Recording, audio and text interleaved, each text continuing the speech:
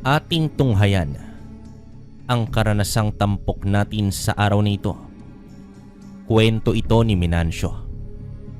Naganap sa taong 1970 sa isang bayan sa Cavite.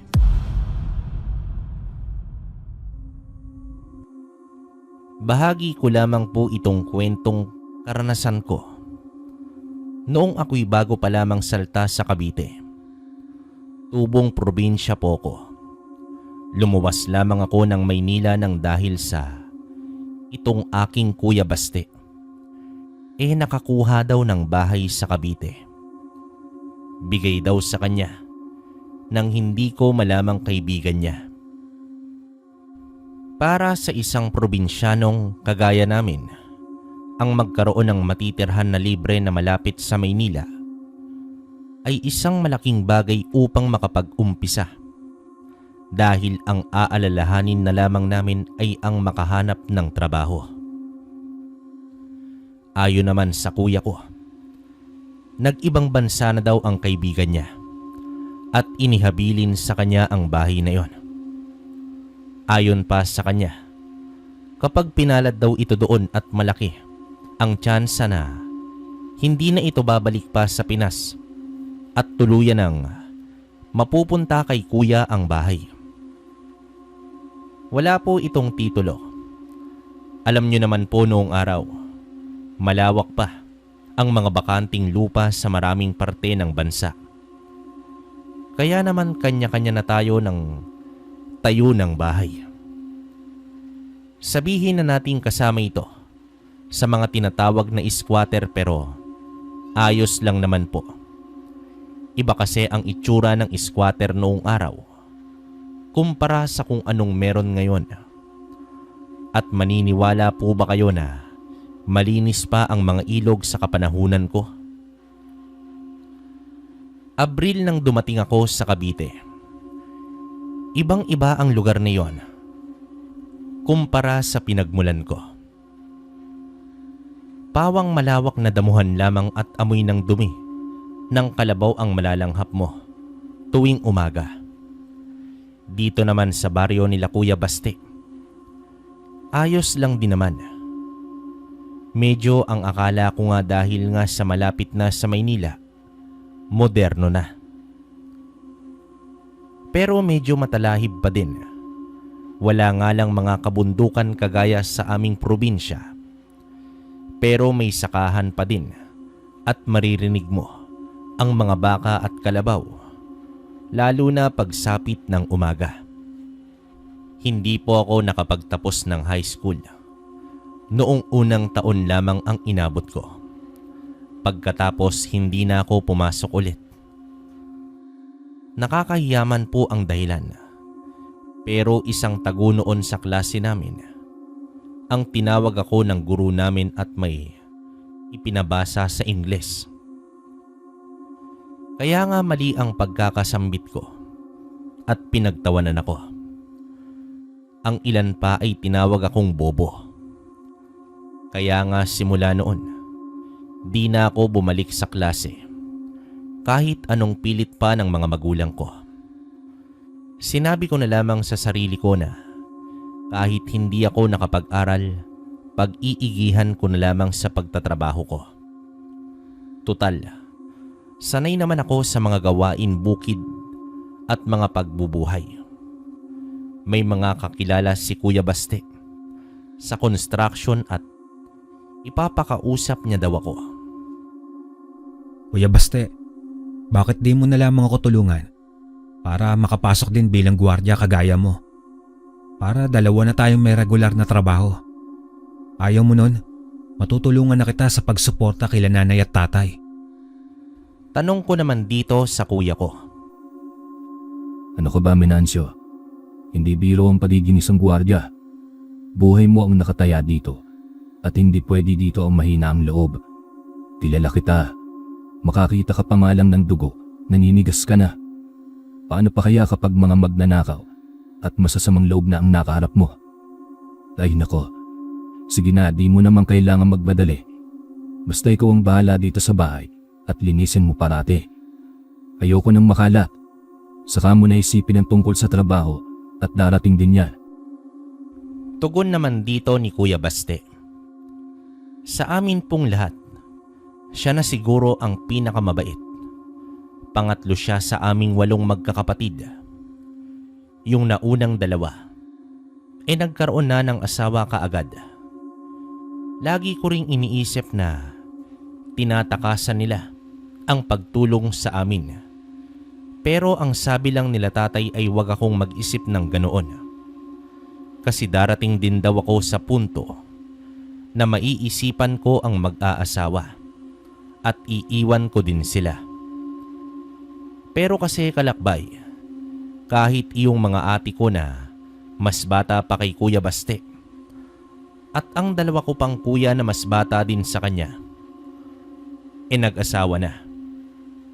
Habang itong si Kuya Baste na 35 na, noong panahong ito ay kahit yata nobya ay wala.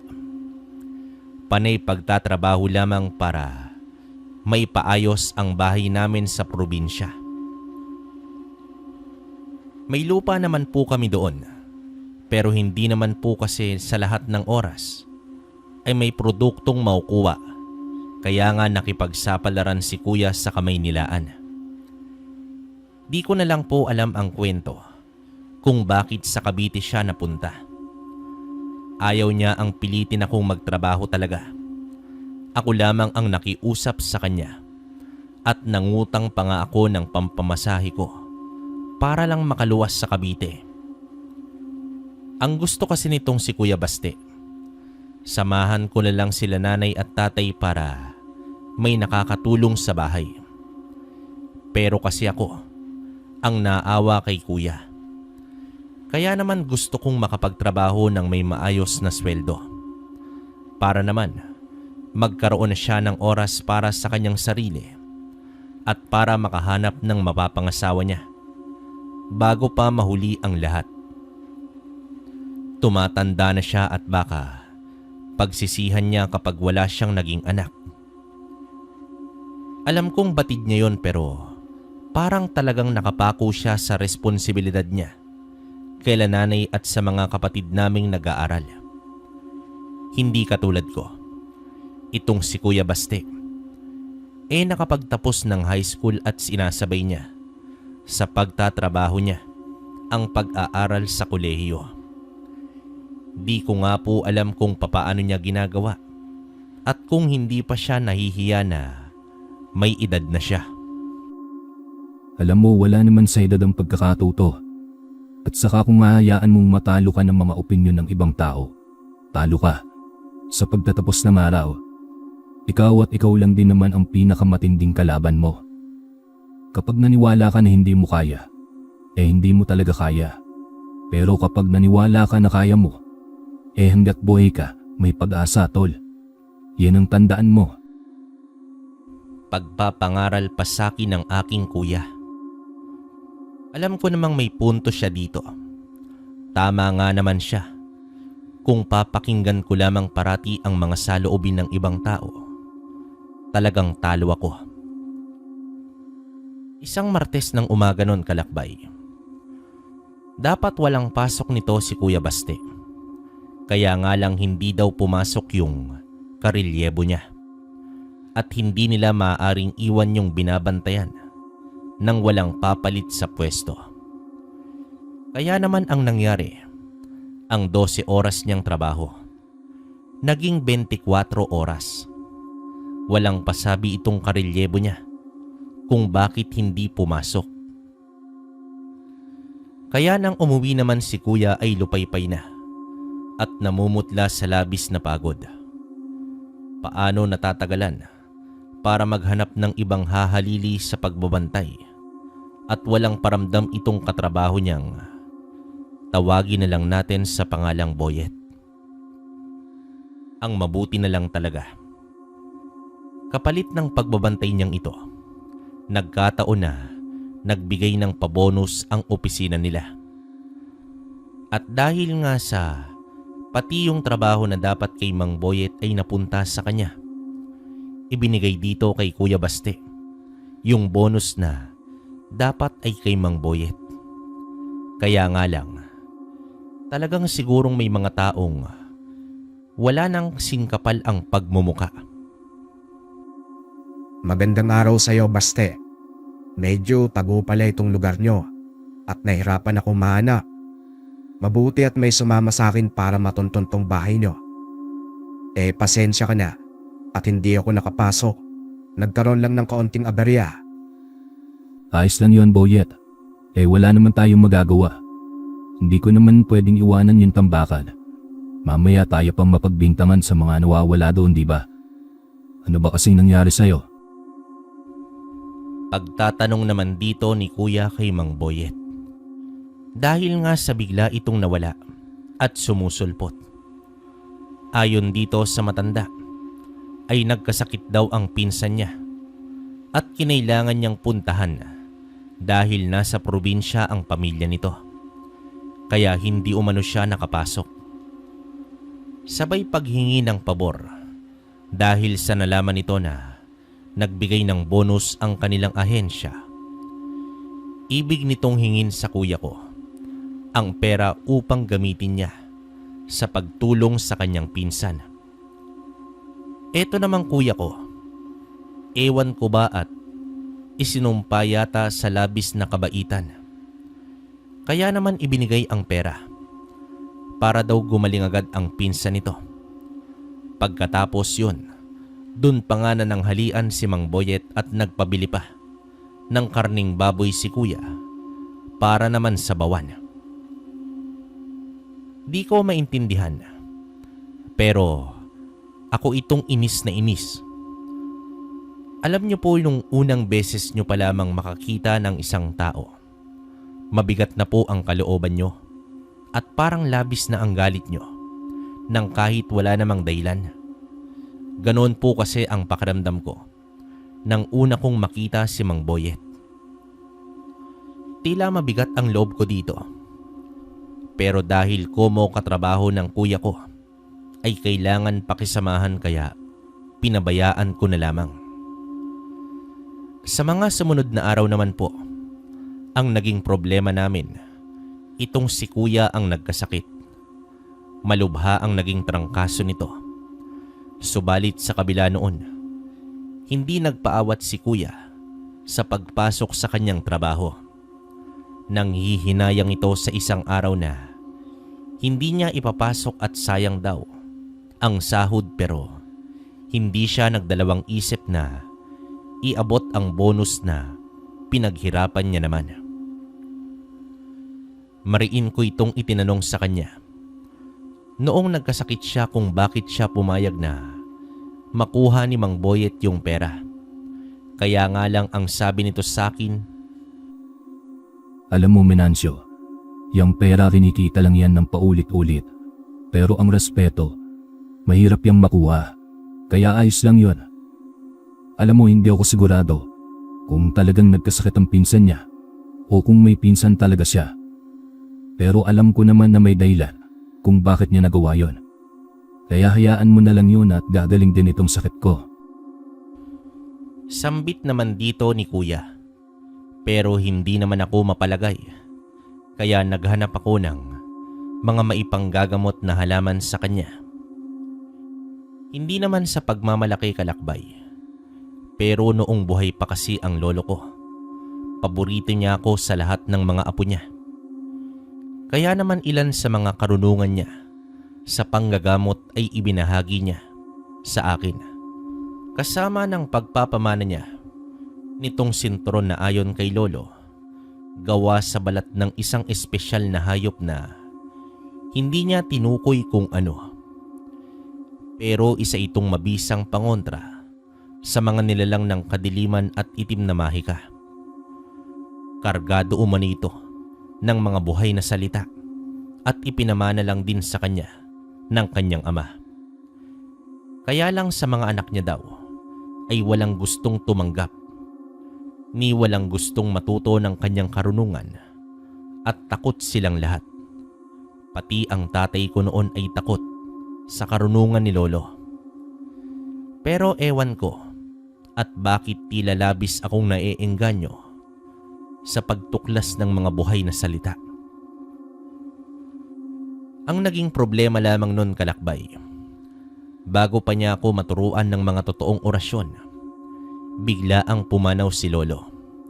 Baon ang kanyang mga nalalaman sa orasyon na hindi niya na nagawa pang may turo sa akin.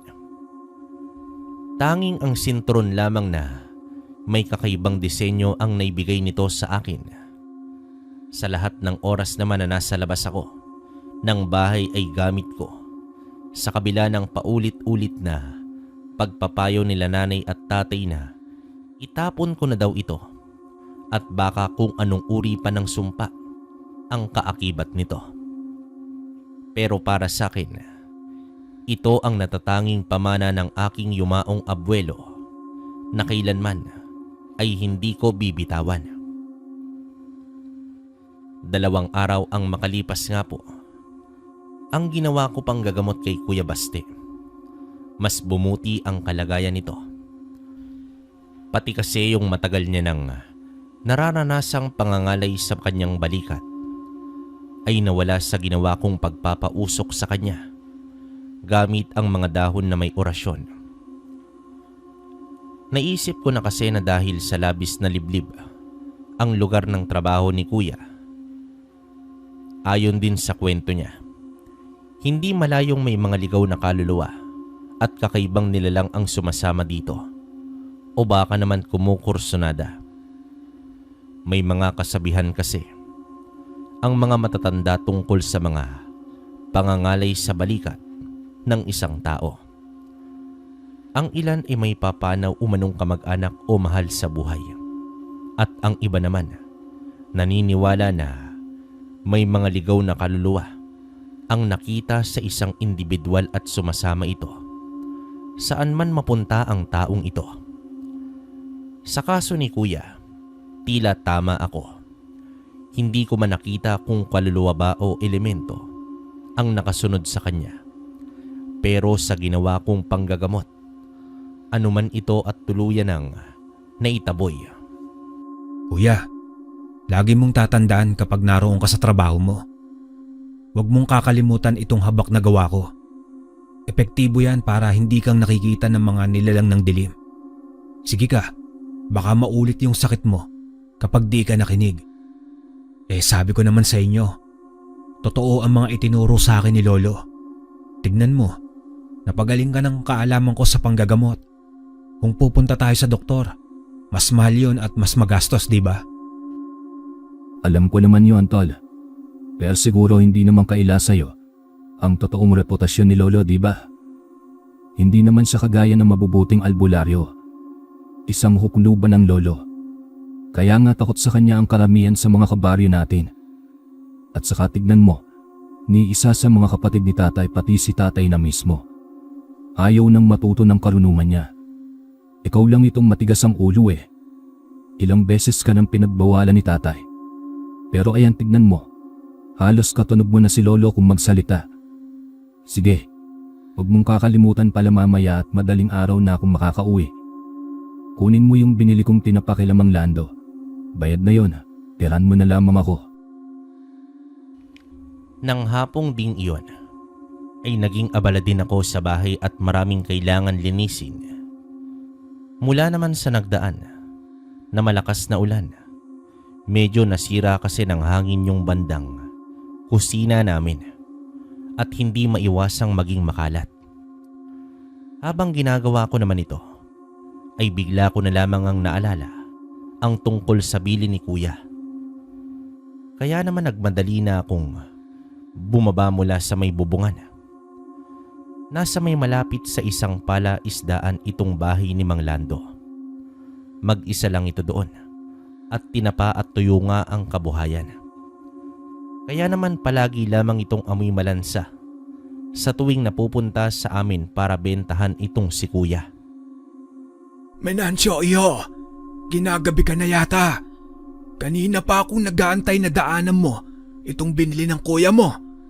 Mabuti at dumating ka na. May lakad pa kasi ako. Pasensya na po kayo, Mang Lando. Nawala po kasi sa isip ko dahil kinukumpuni ko nga po yung nasirang bubong namin sa kusina. Mahirap na at baka maulit pa yung ganong kalakas na ulan sa nagdaang Sabado. Mag-isa pa naman ako dyan at bukas pa ang uwi ni kuya. Nalipat na po kasi si kuya sa panggabing trabaho. Pagpapaliwanag ko pa dito kay Mang Lando. Kaya nga lang ay biglang may naalala ito. At seryoso naman akong sinabihan na bumalik na kagad sa bahay namin at siguraduhin kong may aayos ko ang bubong nito. Natanong ko naman ito kung bakit ba at narinig niya ba sa radyo na may paparating na naman na malakas na pag-ulan.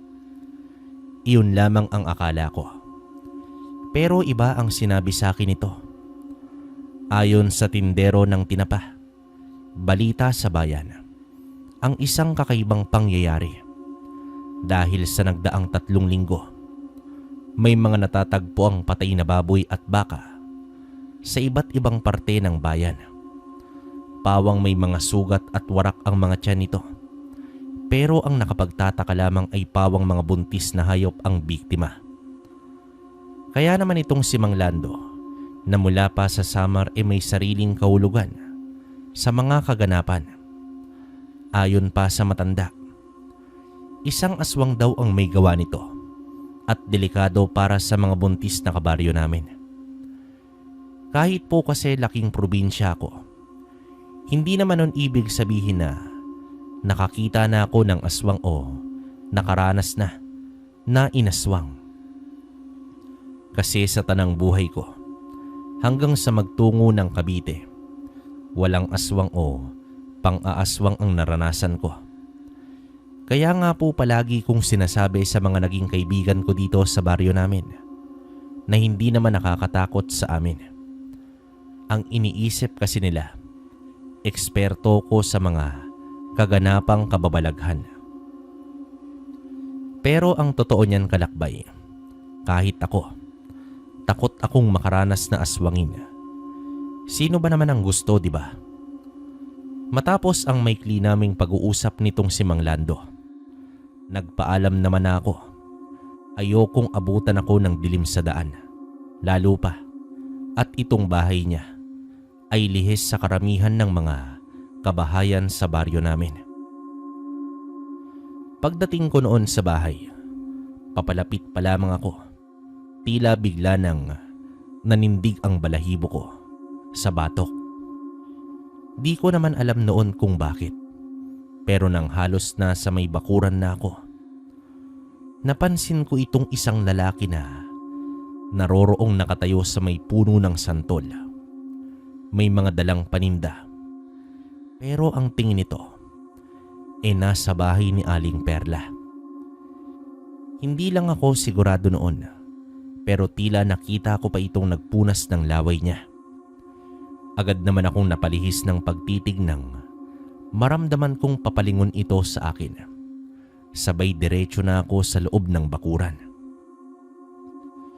Nakagawian ko na noon ang may iniiwang pabaliktad na walis sa may tarangkahan namin. Kahit noong nasa probinsya ko, ginagawa ko na yon. Turo kasi ng lolo, para daw hindi kami mapasok ng kung anong masamang nilalang. Muli kong sinubukang lingunin sana itong lalaking animoy tindero, pero napaigtad ako. Dahil nang lumingon ako, naroroon na itong nasa tapat ng bahay namin. Nakatingin sa akin at nakangisi habang iginuguhit sa leeg niya itong hinlalaki niya sa kamay. Kaya naman atubili akong pumasok sa bahay. Agad kong isinara yung pintuan namin at dinaganan ng mga bangko namin. Nakakatakot kasi yung paraan ng pagngisi niya. Napailalim pa ang pagkakatitig. Maitim na lalaki ito at mas malaki sa akin. At yung isipin na pagbantaan kang papatay niya ng derechahan at patunay na kung hindi iyon baliw, malamang na mamamatay tao. Halos pakiramdam ko nun, nasa tenga ko na yung puso ko dahil sa sobrang dinig ko na ang pagkabog nito.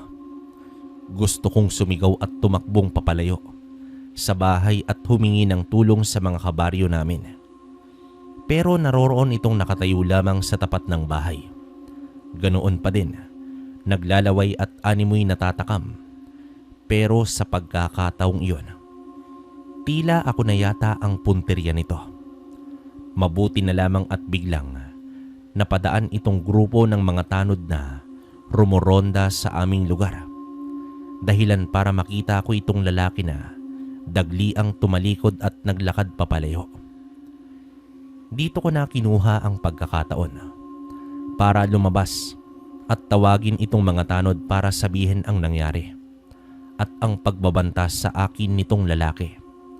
Kaya nga lang ay naguluhan ako sa mga sinabi nila. Wala naman umano silang nakitang lalaki sa labas ng bahay namin. Isang malaking asong itim nga lang daw ang naroroon na biglang tumakbo papalayo nung dumating sila. Pero wala silang napansin na lalaki. Kaya naman doon na pumasok sa isipan ko ang mga kwento ni Lolo tungkol sa mga nilalang na tinatawag na aswang na may kakayahang magpalit ng anyo patungo sa isang itim na hayop kagaya na lamang ng aso at ng ibon. Dito pinayuhan naman ako ng mga tanod ang magsarado ng pinto at bintana ng maayos. Dahil nga sa nasa lugar na daw namin itong kulto ng mga aswang at nangangatok sa mga bahay-bahay upang mambiktima. Parang kung iisipin po ay labis na nakakatakot talaga. Hindi natin alam kung saan nagmula ang balita at kung totoo ba ito. Pero mas mainam na ang nag-iingat tayo kaysa naman sa mahuli na ang lahat bago pa tayong umaksyon, hindi ba? Sige na at mag-iikot pa kami sa mga kabaryo natin. Kung may makita ka pang mga kakaibang tao dito sa ating lugar, ipagbigay alam mo kagad sa amin. Kailangan natin magtulungan para mapanatiling ligtas ang lahat. Ano po bang gagawin ko kung balikan ako nung lalaking nakita ko kanina? Pinagbantaan niya ako na papatayin niya. Paano po kapag tinotoo niya? Tanong ko naman dito sa mga tanod, ngunit muli nitong inulit na wala nga daw silang nakita na lalaki at baka imahinasyon ko lamang iyon. Pero sa kabila nito, para lang hindi na ako mabahala pa, ay maglalagay umano sila ng tao doon malapit sa aming sityo. Sa mga malalaking baryo kasi, kagaya sa amin ay may tinatawag na pangsityo o yung grupo ng mga kabahayan na medyo malayo na sa sentro ng baryo. Malayo sa mas maraming kabahayan. Inasahan ko naman ang pangakong ito ng mga tanod at ng kapitan namin. Pero sumapit na lamang ang mag-aalas 10 ng gabi.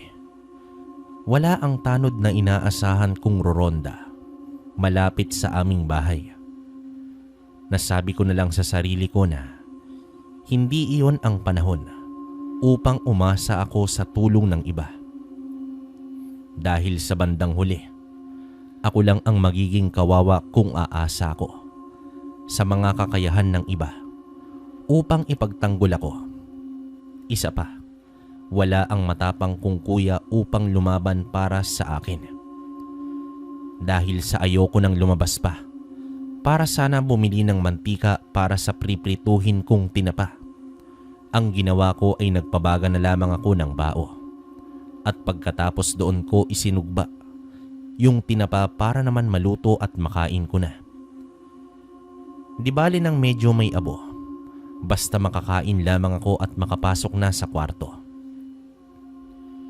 Iniisip ko noon na paano kaya kung biglang balikan ako nitong lalaki na noon ay natitiyak kong ang isang aswang base sa paglalarawan ng mga tanod na aso ang nakita nila. Kaya nga lang ang iniisip ko, bakit kung nakikita ito bilang isang lalaki, gayong para sa mga mata ng tanod ay asong itim lamang ito? Ngunit ang mga katanungan ay tila ang nasagot naman nang mula sa payapang gabi na tanging kuliglig lamang ang maririnig, ay biglang mas lalong naging tahimik ito at nakakabingi dahil sa pati ang mga kuliglig sa paligid ay tila naglaho. Kasunod nito ay ang mga kaluskos mula sa likod bahay. Saka ko na lamang biglang naalala ang pagkukulang ko. Nakalimutan kong sarhan ang daanan sa likod bahay na kumokonekta sa lumang kulungan ng baboy na ginawa kong taniman ng gulay. Dito nagmumula ang ingay at mas lalo naman akong natigilan at tila nakaramdam ng labis na lamig ng may magsalita sa labas ng bahay. Malapit lamang sa dingding ng kusina namin. Ayon dito, hindi niya daw palalampasin ang pagkakataon na magkaroon ng mabibiktimang isang espesyal na tao. Dahil daw sa nagawa kong makita ang totoo niyang kaanyuan sa kabila ng ginawa ng kanyang sabulag. Ibig sabihin daw ay meron akong espesyal na kakayahan at kapag ganoon umano ang katauhan ng isang individual ay mas lalong magiging masarap itong kainin. Dahil sa ang katulad ko umano ang banta sa kanilang mga kauri. Hindi niya maaaring hayaan ang patuloy na mamuhay ako sa mundo dahil sa maaring dumating umano ang isang araw na ako na ang tumugis sa mga aswang na kagaya niya. Labis na nakakatakot ang boses nito na parang gusto ko na lamang na maglaho bigla o di kaya ay himatayin ng sa gayon ay hindi ko nang marinig pa ang nakakapanindig balahibo niyang tinig. Dinig ko ang mga yabag nito. Naglalakad ito patungo sa harapan ng bahay namin at tila bang nakalapat ng mga kuko nito sa dingding ng bahay dahil sa narinig ko ang mga pagkalmot nito. Sa mga tagpong iyon ay hindi ko na nga malaman pa ang gagawin ko. Kung sisigaw ba ako at maghihintay ng tulong o maghihintay na lamang at aasang baka mapagod lang ang aswang na yon at mabagot at iwanan lang din ako. Pero hindi ito nangyari. Bagkus ay lalong nagiging masidhi ang panggagambala nito at patuloy sa pagpapaikot-ikot sa bahay na animoy naghahanap ng madadaanan papasok. Pero sa hindi inaasahang tagpo, biglang umuwi itong si Kuya Baste. Napasigaw ito nang makita ang nilalang sa labas at pinaputukan ito ng baril niya. Sabay ng pagsigaw nitong nilalang na tila tinamaan ng bala. Minancio, ayos ka lang ba? Magsalita ka. Nandyan ka ba sa loob? Huwag ka munang lalabas hanggat hindi ko sinasabi. Sigaw naman dito ni Kuya. Unti-unti naman ay narinig ko na ang mga kapitbahay namin na nagsisilabasan at tila gustong umosyoso sa nangyayari dahil nga sa putok ng baril. Pero kalaunan ay bumalik na sa bahay si Kuya. Ayon sa kanya, hindi nila nagawang abutan itong lalaking nakita niya.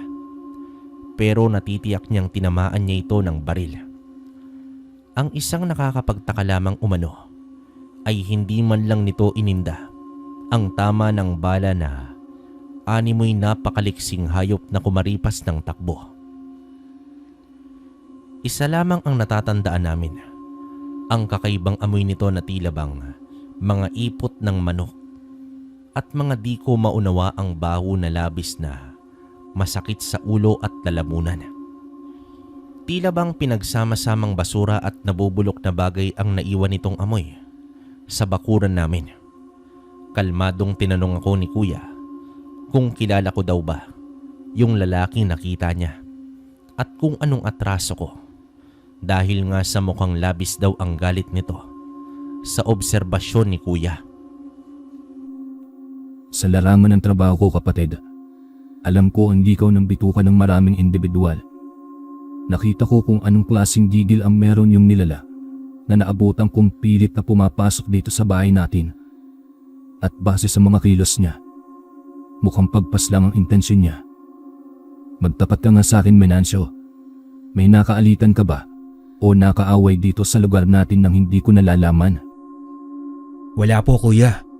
Ang totoo niyan, isa lang ang naiisip kong posibleng dahilan. Kanina po kasi sa pag-uwi ko dito sa bahay, galing sa bahay nila Mang Lando para doon sa iniutos nyo, nakita ko itong lalaking tila dayo dito sa atin. Noon ko lamang kasi nakita ang mukha niya. Nakatingin po sa bahay ng buntis nating kapitbahay at naglalaway. Pagkatapos po noon, gawa ng akala ko ay nagpapahinga lamang doon dahil sa pagod sa pagtitinda, nagtuloy na po ako sa pagpasok sa bakuran. Doon ko na pong nakita itong lalaki na nakatingin sa akin at pinagbantaan akong papatayin. Ayon sa kanya ay may kakaiba daw sa akin dahil nagawa kong makita ang pagbabalat kayo niya bilang isang aso. Kuya, aswang ang nakita ko. Hindi lang yung ordinaryong mamamatay tao, kundi isang totoong aswang. Yun na yata yung mga usap-usapang kulto ng mga aswang na gumagala sa kabayanan natin. Mahabang paliwanag ko pa dito kay kuya. Maging siya kasi ay batid ang usapin tungkol sa kulto ng aswang umano at siya mismo ang saksi sa kaliksya nito kahit pa pinaputukan niya na ng baril. Mga katangian na tumutugma sa deskripsyon ng isang mabagsik na aswang.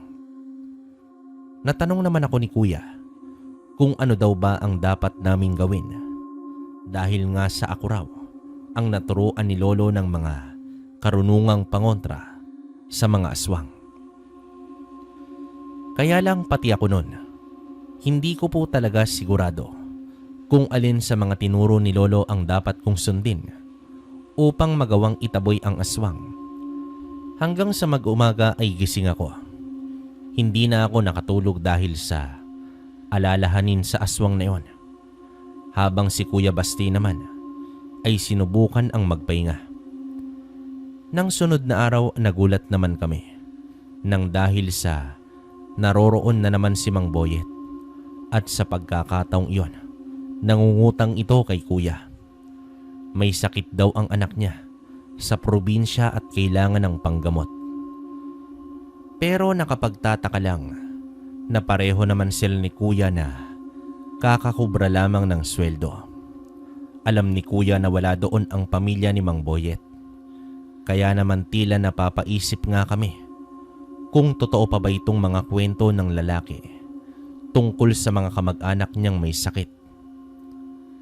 Pero kagaya nga ng sabi ko kalakbay, likas na mabait itong si kuya. Pinautang niya ito kahit pang alam naming pareho na tila malabong bayaran siya. Kasabay pa ng pangungutang nito ay ang pakikiusap kay Kuya Baste na siya muna ang pumasok para sa oras ni Mang Boyet upang hindi mapagalitan ng kanilang ahensya. Sabi pa nito kay kuya na babawi na lamang siya dito kapag nakaluwag-luwag siya. Naawa na lamang ako sa kapatid ko na hindi marunong tumanggi dahil sa pakikisama nito. Kaya naman maagang umalis si kuya dahil sa pang-umaga ang pasok nitong katrabaho niya at siya naman ay sa gabi. Venancio, siguro naman ay naihanda mo na yung mga pangontra na turo ni Lolo. Tandaan mo, wala ako dito sa bahay hanggang bukas ng alas 7. Wag na wag mong pagbubuksan ng pinto sa kahit na sino pa mang kakatok. Alam mong hindi ko ugali ang kumatok sa pinto, di ba? Mahirap na at baka masalisan tayo ng aswang na nagtatangka sa buhay mo. Huwag kang mag-alala kuya at naihanda ko na ang lahat. Isa pa susubukan ko itong sinturon na bigay ni Lolo. Naalala ko na yung orasyong itinuro niya sa akin para dito. Kung magagawa ko ito ng tama, tiyak na magtitinunay ang aswang at hindi nang babalik pa sa baryo natin.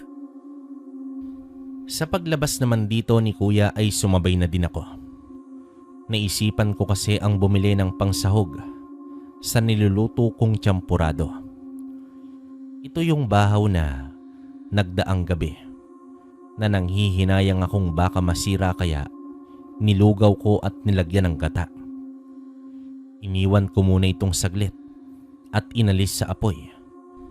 Dahil na rin sa suwestyon ni kuya na sumama ako sa kanya para makabili ng tsokolating panghalo sa niluluto ko at ng asukal na din. Bandang patungo na ito sa bayan.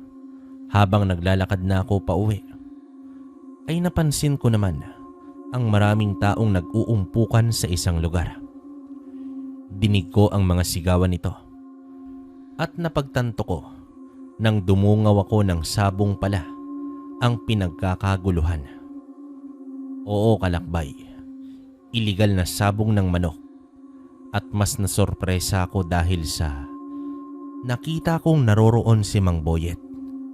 Sigaw ng sigaw dahil sa halos matalo na din yung manok niya na tila yatang pinagkakapustahan niya.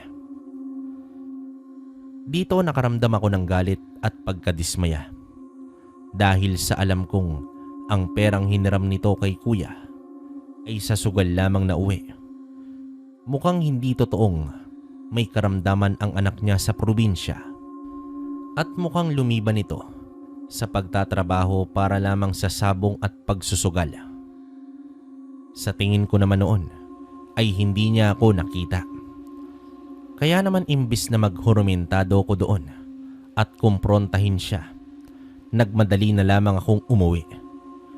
Ni hindi ko mapaniwalaan na may mga taong manloloko pala at manlalamang dahil lamang sa pagkalulong sa mga sugal.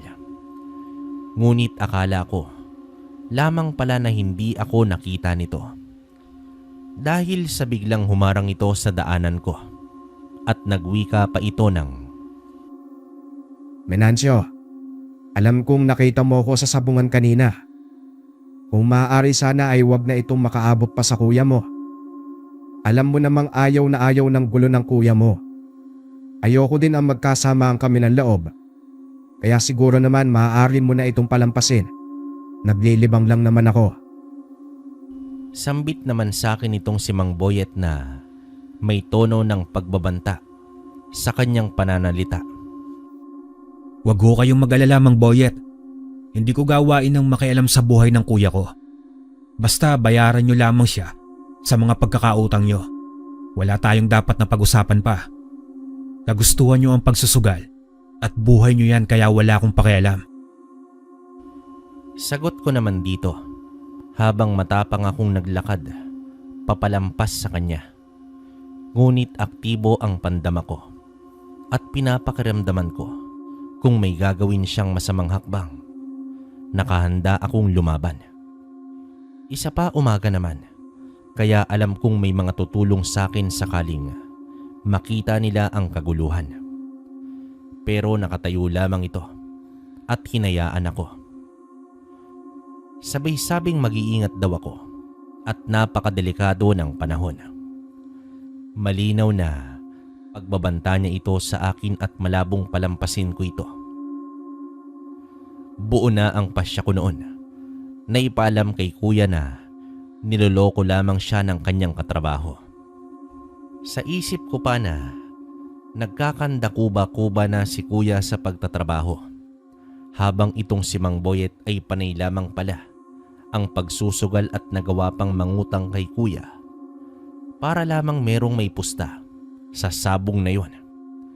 Kung hindi nga lang talaga masama ang maging isang basag ulo, doon pa lamang sa may sabungan ay sinugod ko na itong si Mang Boyet. Pero sa kabila ng banta, inisip ko din ang kapakanan ni kuya.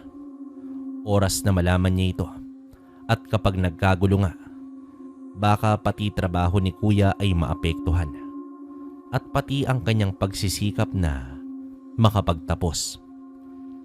Kaya naman kinakailangan ko munang pag-isipan kung aaminin ko ba ito sa kanya. Mag-aalas 4 yata ng hapon nang mapadaan sa aming bakuran itong si Mang Lando. Napadaan ito saglit at nahinto sa may tapat ng bakod namin upang batiin ako. Diretso na ding nangamusta at nakarating nga daw sa kanya ang balita tungkol sa panggagambala ng hinihinalang aswang sa akin. Kagaya lamang ng dati, nagbilin lamang ito ng ibayong pag-iingat sa akin at ang patuloy na pagsisigurado na nakasara ang lahat ng mga daraanan sa bahay, lalo na umano sa likod bahay. Tama po, pati ako noon ay napalingon sa kanya. Kasi wala namang may alam na mula sa likod bahay nanggaling yung aswang. Isa pa, tila masyadong nagiging maalalahanin itong si Mang Lando. Simula nang dumating ako doon, nataliwas sa mga kwento ng karamihan bilang isang masungit ito at sopladong tao.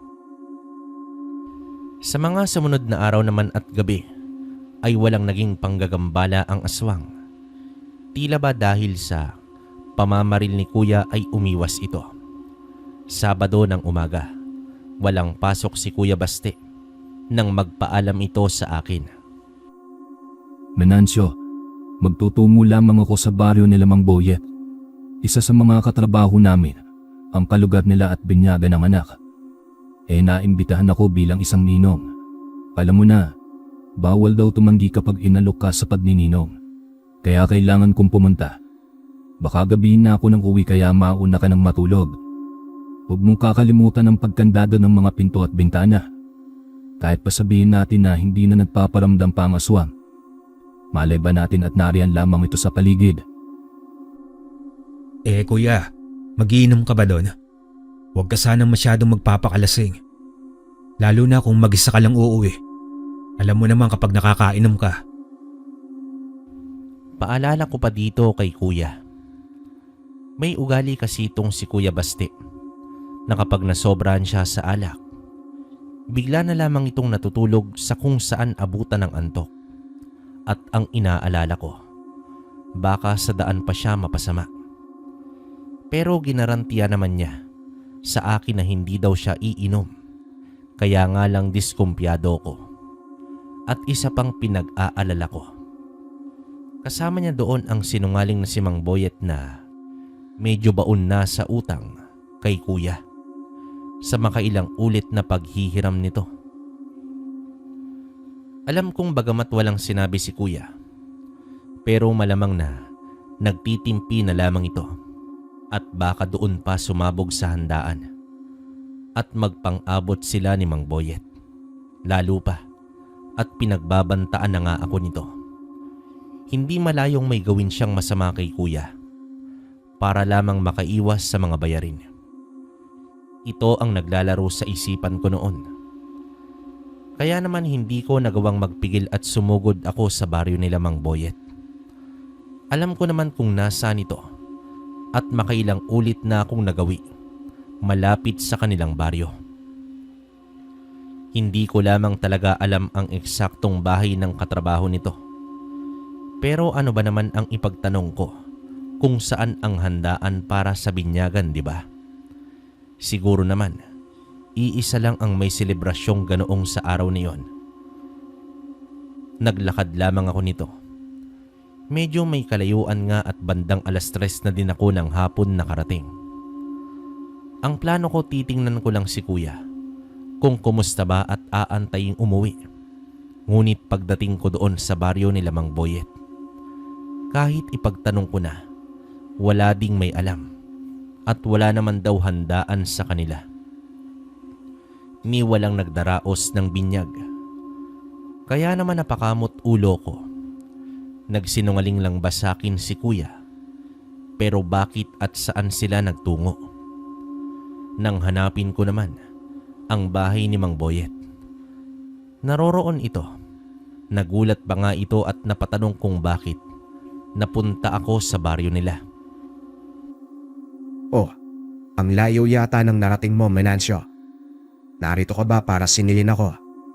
Huwag kang mag-alala at sa susunod na sahod ay babayaran ko na ang kuya mo. Hindi po iyan ang dahilan, Mang Boyet, kung bakit ako naparito. Nagpaalam po sa akin si Kuya. Ang sabi niya, may dadaluhan siyang binyagan dito sa inyo. Sa katrabaho niyo si Godofredo.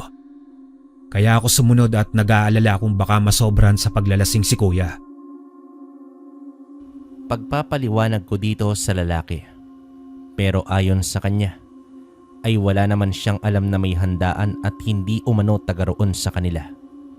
Itong sinasabi na Godofredo na 1 linggo pa lamang pala sa trabaho. Sinikap ko na lamang na Itanong kay Mang Boyet kung taga saan ba talaga ito at bakit nasabi ni Kuya na malapit lamang doon kay Mang Boyet ang bahay nito.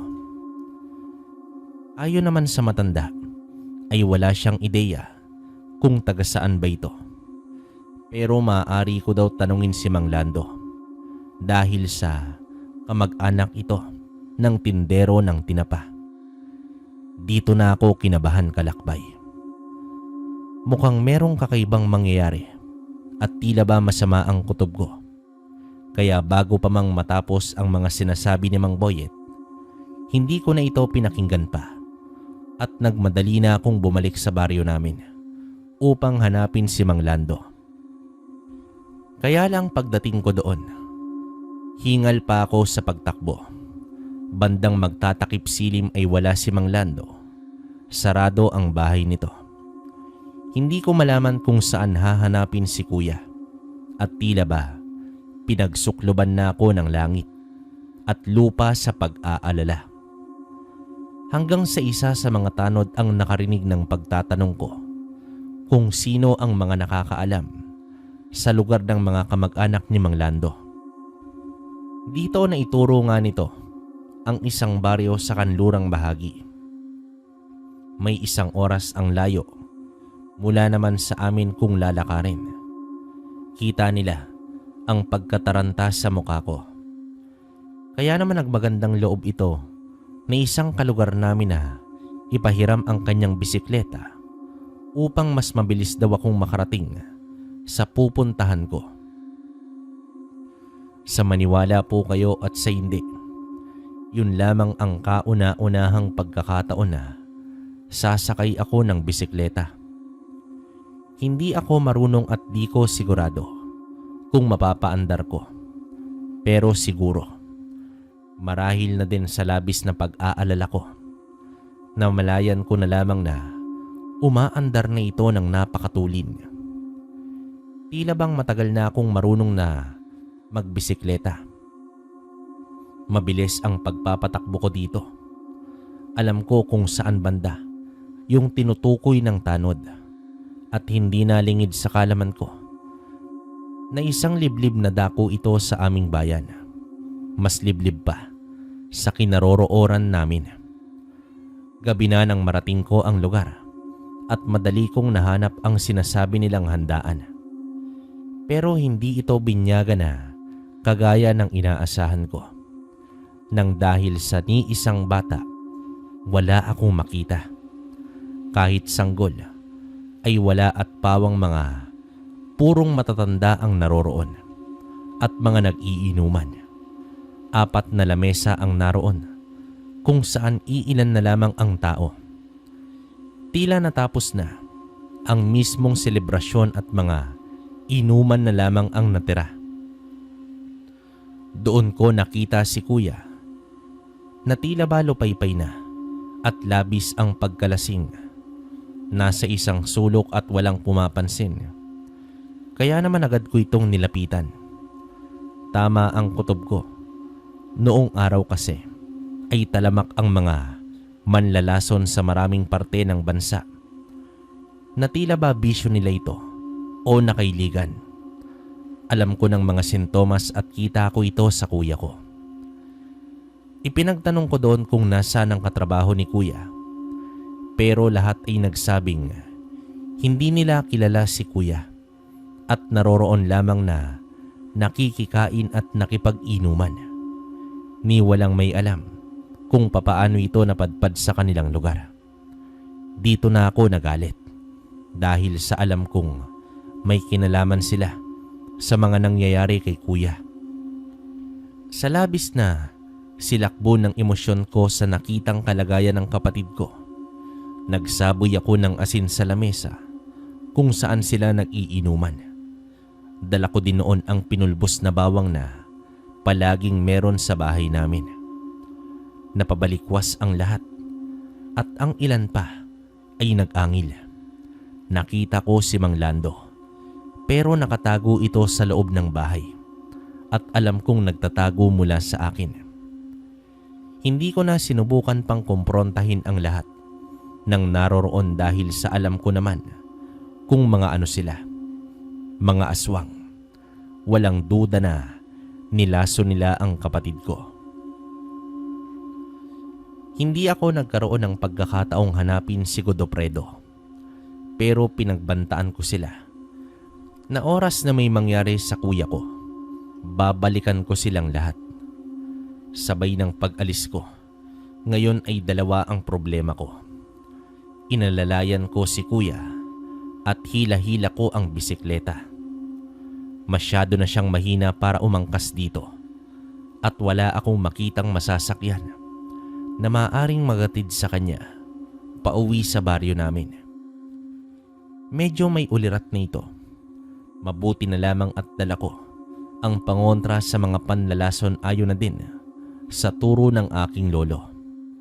Pero hindi ito sapat at kailangan madala sa albularyo ang kuya. Wala akong sapat na kaalaman sa lubusang paggaling niya. Pero sa kalagitnaan ng paglalakad namin sa matalahib na parte ng daanan, 3 kalalakihan ang lumabas mula sa damuhan. Natatandaan ko ito. Sila yung mga sinabuyan ko ng asin at pulbos ng bawang sa handaan. Napag-alaman kong isa sa kanila ay mismong si Godofredo. Ang lakas din naman ng loob mong pasukin ng aming baluarte, bata. Imbis na ang kuya mo lamang ang mapapahamak, ngayon kailangan na kitang isama. Alam mo, masyadong mapapil yung kuya mo. Masyadong sip-sip sa ahensya. At lahat na lang ng mali pinupuna. Dahil sa kanya natanggal ako sa trabaho. Mabuti na lamang at nagawa siyang kumbinsi ni Tio para sumama sa amin dito. Duda kung aabot pa ng buhay ang kapatid mo sa pagamutan. Pero sino bang maniniwala sa'yo na kami ang may gawa? Dahil kahit doktor walang makikitang ebidensya sa dugo niya tungkol sa lasong na inom niya. Kasabay nito ang pagpapalit nila ng anyo mula sa itsurang tao patungo sa nakakatakot at mabalasik na aswang. Dito ko muling naamoy ang baho na pareho sa amoy ng nilalang na pumunta sa bahay namin. Alam kong kauri nila ang lalaking yun.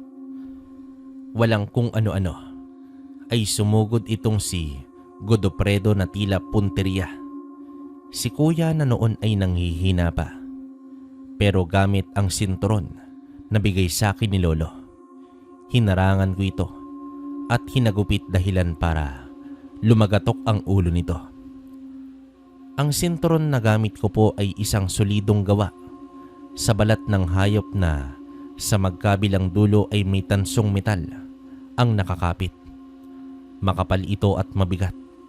Kaya naman ang tamaan si Godofredo ay tila nabasag ang noo nito, kasabay ng labis na paghiyaw sa sobrang sakit. Pero dahil dito ay mas lalo lamang itong naging mabalasik at magkakasabay itong 3 sa pagsugod sa akin. Sa ganoong sitwasyon na nasa bingit na kami ng kamatayan, wala na akong ibang inisip pa kundi ang makaligtas kami. Buong lakas kong iwinasiwas yung sinturon kasabay ng pag-usal ng itinurong orasyon sa akin kontra sa mga aswang. Ramdam ko ang pagtama nito sa mga mukha nila. Kahit patakot ako sa dugo, hindi ko na inisip nun sa kabila ng katotohanan na panay dugo na ang sinturon mula sa mga pinsalang tinamo ng aswang. Ngunit nang mahawakan ko itong metal ng sinturon sa buntot nito, nadiskubre kong maaaring iikot yung tanso at nalantad ang matalim nitong anyo na itatago lamang pala. Doon ay nalaman ko na ang ibig sabihin ni lolo na isang malupit na sandata ang sinturon na ginamit ng marami ng ninuno namin.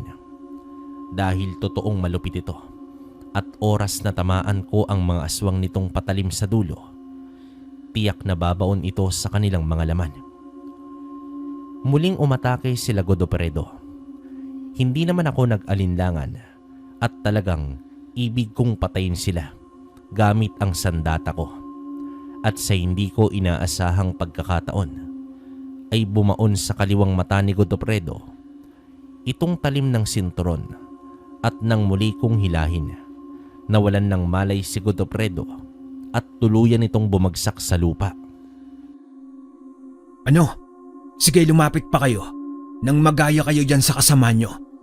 Hindi ako magdadalawang isip na patayin kayo. Matapang kong saad sa dalawa, pero nanindig ang balahibo ko nang lumitaw si Mang Lando sa nakakatakot nitong anyo. Galit at napakatapang ng itsura. Labis ang paghihimutok nito dahil sa tila wala ng buhay ang pamangkin niyang si Godofredo. Kaya pala ayaw sa'yo ng mga kabaryo natin. Totoo naman pala ang tingin nila sa'yo bilang isang masamang tao. At pati ang kuya ko na walang ipinakitang masama sa'yo ay kakantihin mo. Hangal ang kuya mo para kalabanin ng pamangkin ko. Pasalamat siya at dumating ka, pero bata, hindi ko mapapalampas ang ginawa mo sa pamangkin ko. Mga dayo lamang kayo sa bayang ito. Kaya walang maghahanap sa inyo. Oras na mawala kayo. Alam kong hindi ko kakayanin si Mang Lando. Napakalaki nito at may 2 pang aswang ang nasa likod niya. Tila ba hanggang doon na lamang kami? Yun lamang ang akala ko. Dahil maya-maya ay lumitaw mula sa likod namin si Mang Boyet. May hawak itong buntot pagi at sundang at maririnig ang mga pagbitaw nito ng orasyon habang papalapit kay Mang Lando. Napatras ang mga aswang na tila bang nakilala ang lalaki. Anong ginagawa mo dito, Boyet? Hanggang dito ba naman ay makikialam ka? Malaki ang pagkakautang ko sa magkapatid na ito. Kaya hindi ko maaaring hayaan na mapahamak na lamang sila, Lando. Maraming pagkakataon ang pinalampas ko ang mga pang-aaswang niyo dito sa Cavite. Pero iba ang isang ito. Mga kaibigan ko sila. Ngayon, kung gusto mo pa din ituloy ang balak mo, ako na ang makakarap mo. At alam mo naman siguro, hindi ako nagpapatawad sa mga aswang na kagaya mo. Kaya mamili ka. Banta pa nitong si Mang Boyet na hindi ko nga maintindihan kung paanong naroroon at bakit tila bang takot sa kanya itong si Mang Lando. Ngunit isa sa mga kasama nitong aswang ang tila hindi nakapagpigil at inatake itong si Mang Boyet. Sinubukan itong pigilan ni Mang Lando, ngunit huli na at nakalundag na itong papasugod sa lalaki. Ang mga sumunod na pangyayari ay kahindig-hindig dahil sa humiwalay ang ulo nitong aswang sa katawan niya. Napakabilis ng pangyayari, ngunit animoy bunga ng nyog na nahulog ang ulo nitong aswang at tinapakan pa ni Mang Boyet hanggang sa madurog ito. Huling babala ko na ito, Lando. Kunin mo na ang bangkay ng pamangkin mo at itong tampalasan mong kasamahan, o gusto mo bang sapitin ang nangyari sa kanila? Tama po ang narinig nyo, kalakbay. Patay na si Godofredo. Sa kung anong kadahilanan, tila ang sinturon na pamana ni Lolo ang pumatay sa kanya. Marahang umatras si Mang Lando, ni hindi niya na kinuha pa ang katawan ng pugot na aswang at tanging bangkay lamang ni Godofredo ang binuhat nito. Kasabay ng pagbabanta kay Mang Boyet na hindi pa umano tapos ang kanilang paghaharap. Balang araw umano ay maghihiganti siya sa mga atraso nitong si Mang Boyet. Saka pa lamang ako napaupo sa lupa sa labis na panghihina. Ligtas na kayo, bata. Pabuti na lang at sinundan pala kita. Hindi ko alam ang tungkol dito kung hindi ka pang pumunta sa baryo namin para sabihin to. Patagal lang nananahimik si Lando sa pangangaswa at nangako man na hindi na muli pang mambibiktima ng mga taga rito. Ngunit sumira sila sa kasunduan. Halika na, dadalhin na natin yung kuya mo sa bahay nyo nang malapatan natin ang gamot. Pagdating namin sa bahay ay saka pa lamang na ipaliwanag lahat ni Mang Boyet. Totoong sabongero nga siya pero bukod dito, isa itong manunugis ng aswang at albularyo na kilabot ng mga masasamang nilalang sa Cavite. Pinuri pa ako nito sa katapangan ko at nagawa ko pa umanong pumatay ng aswang. Kahit umano ang biyasang manunugis ay hindi basta-basta magagawang lumaban sa 3 aswang. Sa isip ko naman, kung nakita niya lang na para akong batang paslit na panay pagwasiwas lamang ng sinturon ang ginawa at aksidente ko lamang na napatamaan ang aswang sa mata. Pero mabuti na lang ay dumating si Mang Boyet upang sumaklolo. Sa kabila ng tila hindi namin pagkakaunawaan, mas pinili nito ang tulungan kami. Gumaling naman si Kuya. Mabuti na lang daw at napainom ko ito ng paunang lunas. Ilang araw bago tuluyang makabawi ng lakas ang kapatid ko. At dito naiulat nga namin sa kapitan ang nangyari. Pero hindi na bumalik pa si Mang Lando. Hindi na ito nagpakita pa sa baryo namin. Maging ang bahay nito ay ipinagbana ni kapitan para daw wala nang babalikan pa ang aswang. Nagpatuloy naman ang pagiging magkaibigan nila Kuya at Mang Boyet. Ganoon pa din kalakbay. Nangungutang ito para sa kanyang libangang sabong. Pero nagbabayad naman kapag nananalo. Dito ko na lamang po tatapusin ang aking maikling kwento. Maraming salamat po. At tandaan, palaging piliin ang pagiging mabuti at mapagpasensya sa kapwa. Wakas. Okay, kamusta mga kalakbay? Ako to si Kabaryo. Grabe, nakakatawa na di ba? Kasi nga, sino ba naman magkakala na antingero at albularyo pala tong si Mang Boyet, no? Kasi talagang lulong sa sabong base sa kwento nito ni base sa pagsasalaysay nito nung bata, no? Sino to? Si Basti ba? Hindi, nakalimutan na. Hindi, yun. So, para sa akin napakaganda. Si Menencio pala, tama. Wala na masabi, hindi ko lang din alam kung anong tanga nito ni Mang Boyet. Pero grabe yung sinturon ni Menencio, no? Na hindi ko alam kung saan gawa. Pwedeng buhaya, di ba? Balat ng buhaya na inurasyonan o yun nga, basta tanso o pilak. Talaga namang panapos sa mga aswang yan, no? Yun yung parang naging gamit ng sinturon. Pero para sa akin, napakaganda. May halong katatawanan na nakakalungkot na nakakagulat, no? Kasi buti hindi namatay itong kuya niya, si Baste. Pero grabe naman to si Mang Boyet kung umutang. Sana all, di ba? So, yun. Hanggang dito na lang yung komento ko. Sana nagustuhan nyo yung ginagawa namin ngayong bago na setup ni Tito Proy, no? Sa kwentong baryo. Huwag kayong mag-alala, Kabaryo. Hindi naman kami mawawala. Madadagdagan nga lang yung boses na ginagawa namin. Ayan, medyo nag-iiba yung boses ko, di ba? Pwedeng ganito. Pwedeng ganito. Pwedeng ganito. Di ba? So, yun. Muli, maraming salamat. Sana suportahan nyo yung kwentong baryo natin. Konti na lang, 100k na.